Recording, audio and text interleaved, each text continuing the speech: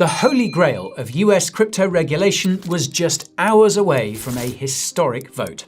For years, we've been told that regulatory clarity was the missing piece of the puzzle, the one thing holding back the tidal wave of institutional capital.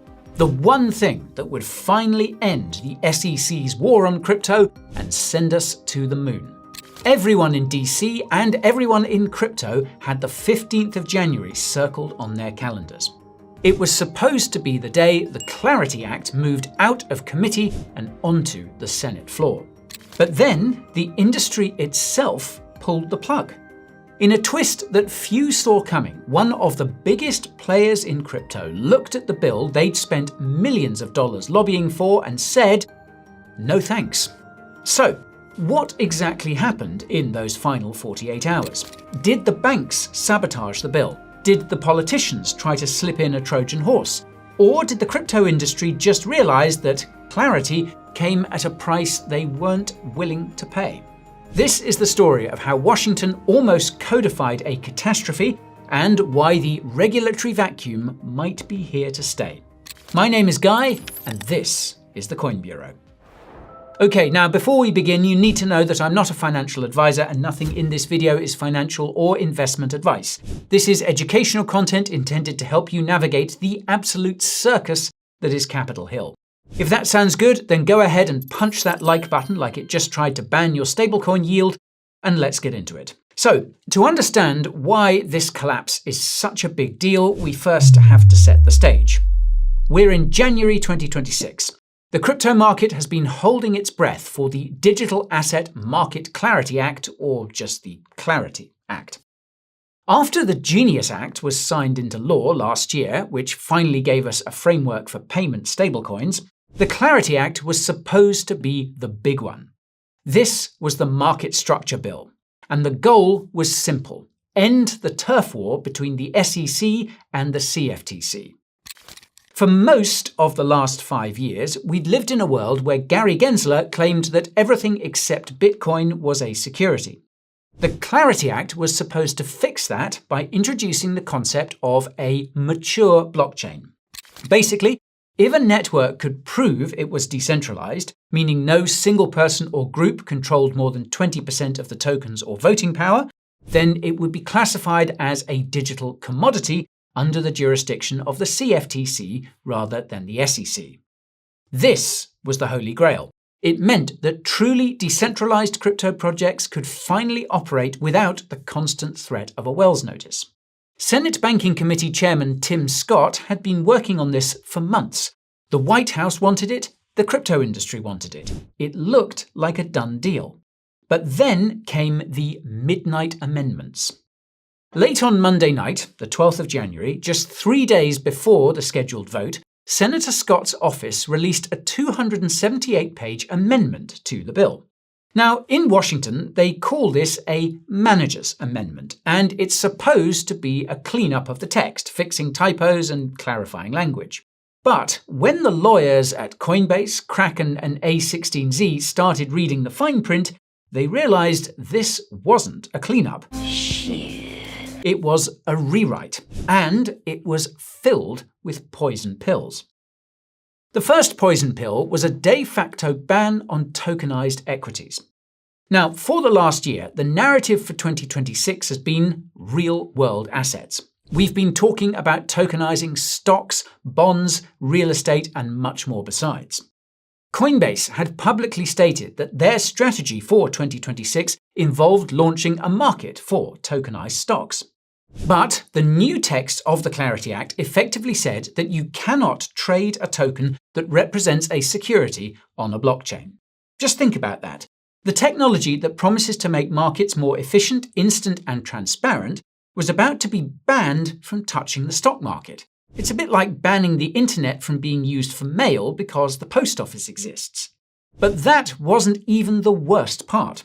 What? The second poison pill was a direct attack on your wallet and a massive gift to the traditional banks. We know that the banking lobby has long been terrified of stablecoins.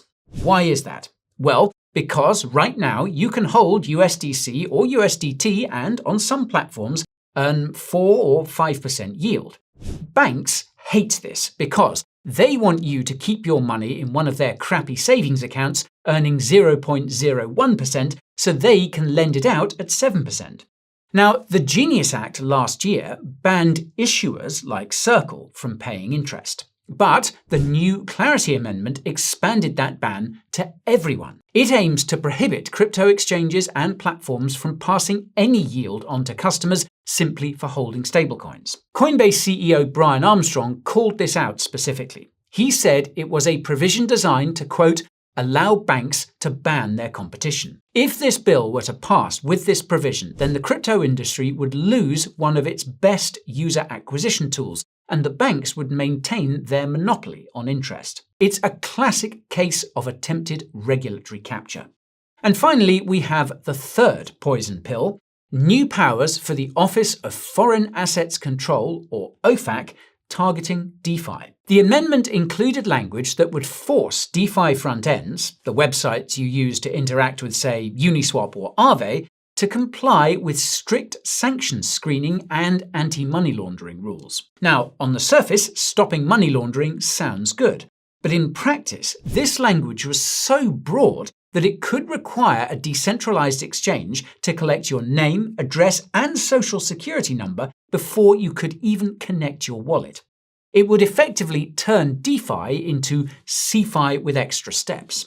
It would kill the privacy and permissionless nature that makes this technology valuable in the first place. So, you have a bill that seeks to ban tokenized stocks, kill stablecoin yield, and surveil DeFi. And this is where things got interesting. Because, despite all of this, some parts of the crypto industry still wanted to push ahead. There was a rush to vote. Leadership in the Senate wanted to jam this bill through before the 2026 midterm election cycle took over. They figured that a bad bill was better than no bill and that they could fix it in post. But one company decided that the price was too high. And if you're trading crypto in this volatile environment, you need an exchange that is actually on your side. And that is why you have to check out the Coin Bureau deals page. This is where we curate the best sign-up bonuses, fee discounts, and cashback offers in the entire industry. We're talking about potential sign-up bonuses of up to $100,000, trading fee discounts of up to 50%, and deposit cashbacks of up to 75%. So, if you're going to be trading the volatility caused by this regulatory mess, you might as well get paid to do it. So, just hit the link in the description or scan the QR code on the screen right now. It'll take you directly to the deals page where you can see all of our vetted partners. And now, back to the drama. So, on Tuesday, the 14th of January, less than 24 hours before the markup, Coinbase walked. Brian Armstrong posted a thread on X that effectively nuked the bill. He said, quote, "We'd rather have no bill than a bad bill." And this was the turning point. Now, you have to understand the power dynamics here. Coinbase is the 800-pound gorilla of US crypto lobbying. They have spent millions trying to get regulations passed. So, for them to publicly withdraw support was a massive signal to every Republican on the committee. Armstrong specifically cited the ban on tokenized equities and the stablecoin yield issue. He realized that if this bill passed, it would essentially outlaw Coinbase's future business model. But here is where it gets really spicy. The industry was not united. While Coinbase and A16Z were slamming the bill for killing DeFi and privacy, other players like Kraken and Ripple were reportedly trying to salvage it. Ripple CEO Brad Garlinghouse posted that, quote, "Clarity beats chaos," implying that even a flawed bill was better than the endless lawsuits they've been fighting for years. Kraken's co-CEO Arjun Sethi argued that walking away now would leave American companies in limbo while the rest of the world moves forward. So we had a civil war. On one side, the purists who refused to accept a bill that crippled innovation. On the other side, the pragmatists who were desperate for any kind of legal shield. But in the end, Coinbase's withdrawal was the final nail in the coffin. Why? Because the politics didn't add up. To pass this bill, Senator Tim Scott needed 60 votes in the full Senate. That meant he needed bipartisan support. But with the industry split, he lost the cover he needed. Republicans started getting cold feet. They didn't want to vote for a bill that the biggest crypto company in America was calling anti-innovation. They didn't want to be seen as handing a win to the banks at the expense of the crypto industry, especially with a pro-crypto White House watching closely. Meanwhile, on the Democrat side, you had Senator Elizabeth Warren. Although she wasn't opposing the bill because it was too harsh, she was opposing it because she thought it was too soft. She sent a letter to the SEC just days before warning that the bill didn't do enough to protect consumers from, quote, crypto predation. So, you had a situation where the Republicans were bailing because the bill was too strict, and the Democrats were bailing because it wasn't strict enough. The center collapsed. On the evening of Wednesday, the 14th of January, the Senate Banking Committee officially announced that the markup was postponed. They didn't say cancelled, they said postponed. But let's be honest, in Washington, a postponement this close to an election year is often a death sentence. So, where does that leave us? Well, we're now back in the regulatory vacuum, and the market reaction was immediate. We saw volatility in Bitcoin and Ethereum as traders realized that the regulatory pump wasn't coming. Without the Clarity Act, we're stuck with the status quo. And as much as Brian Armstrong said the bill was worse than the status quo isn't exactly a picnic. It means we could be back to regulation by enforcement. Even with a new administration, the SEC still has the authority to investigate and sue crypto projects. The difference now is that there are no new rules to stop them. The innovation exemption that SEC Chair Paul Atkins proposed is still just a promise, it's not law. And what about the institutions? Remember, the whole point of this bill was to give big money the confidence to enter the market. BlackRock, Fidelity, the pension funds, they all want legislative certainty. With the bill in limbo, likely until after the midterms in November 2026 or even into 2027, that institutional capital might stay on the sidelines a little longer. Or, and here's the cynical take, they might just find a way to do it anyway. Remember the poison pill about banks, the one that allowed them to custody crypto without holding massive reserves? That was in the bill. Now that the bill is stalled, the banks are technically still blocked by SAB 121 rules. So, in a weird way, the failure of this bill keeps the banks out of crypto for a bit longer. But here is the real lesson from this week.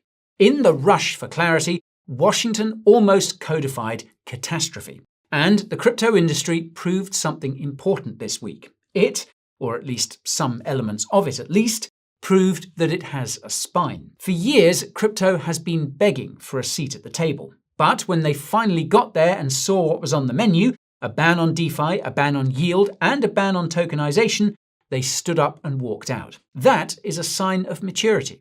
It shows that the industry is powerful enough to kill bad legislation, even if it means waiting longer for good legislation. Now, there is talk of another markup scheduled for the Agriculture Committee on the 27th of January. But let's be real. Without the Banking Committee's support and without a unified industry, that session is looking like a dead man walking. The 2026 midterm elections are looming. The legislative window is closing fast. If they can't fix the poison pills, if they can't find a way to allow stablecoin yield and tokenized equities, then we might not see a market structure bill until 2027 at the earliest. And do you know what? That might be okay.